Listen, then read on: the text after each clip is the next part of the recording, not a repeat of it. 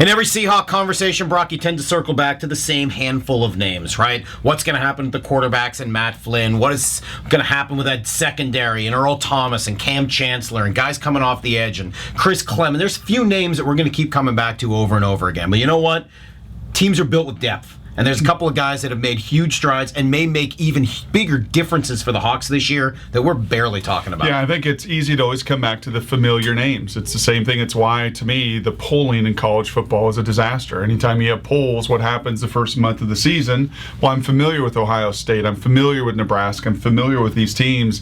And I think we can run into that same issue with the Seahawks as we look ahead. And let's face it, the Seahawks the last 2 years have been built on largely unfamiliar names. A lot of guys that have come out of nowhere. Red Bryant and Brandon Brown are Pro Bowl players. Cam Chancellor, a fourth-round pick.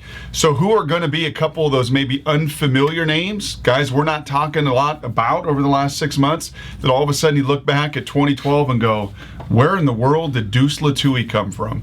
Okay, a guy that's played and started for 5 years in Arizona, tremendous player. He's leaner. He's just got a bounce to his step when you watch him practice. He's familiar with Pete. I think very comfortable with everything and the way that Pete motivates and pushes guys.